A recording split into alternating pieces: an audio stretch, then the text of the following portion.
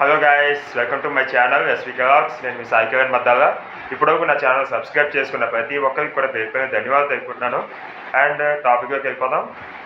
ఇరుముడి గురించి చెప్పాలంటే ఒకటే, స్వామియే శరణమయ్యప్ప, స్వామియే శరణమయ్యప్ప, స్వామియే శరణమయ్యప్ప.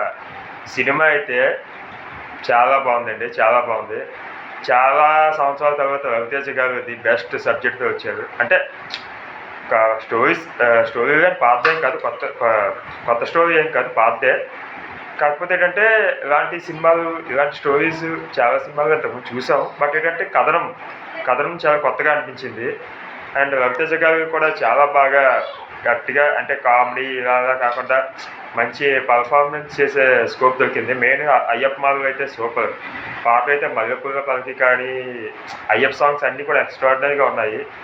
అండ్ ఆ డాటర్ కింద యాక్ట్ చేసిన చిన్న పాప, ఆ పాప కూడా చాలా బాగా యాక్ట్ చేసింది. సెకండ్ హాఫ్లో ఒక సీన్ ఉంటుంది. ఆ సీన్ అయితే యాస్టీజ్ రంగస్థలంలో ఒక సీన్ గుర్తొస్తుంది. అది ఆ సినిమాలో సీన్ చెప్పేస్తే ఈ సినిమాలో సీన్ ఆటోమేటిక్గా అర్థమైపోద్ది. అందుకని ఆ సినిమాలో సీన్ చెప్పట్లేదు. రంగస్థలం సీన్ కొన్ని రంగస్థలం సెకండ్ హాఫ్లో ఒక సీన్ వస్తుంది. ఆ సీన్లో రామ్ చరణ్ గారు యాక్టింగ్ ఎలా ఉంటుంది, రామ్ చరణ్ గారు సిచ్యువేషన్, ఆ సీన్ ఎలా ఉంటుందో యాస్టీజ్గా ఒక సీన్ అలాగే అనిపిస్తుంది. కానీ చాలా బాగుంది. రవితేజ గారు మాత్రం బిగ్గెస్ట్ కంబ్యాక్ ఇచ్చారు. Super super super. And background music కూడా చాలా బాగుంది. మన ఎవరైనా పేరు మర్చిపోయాను, హీరోకి జీవి ప్రకాష్ అతను కూడా బ్యాక్గ్రౌండ్ స్కోర్ ఎక్స్ట్రాడినరీగా ఉంది సినిమాకి.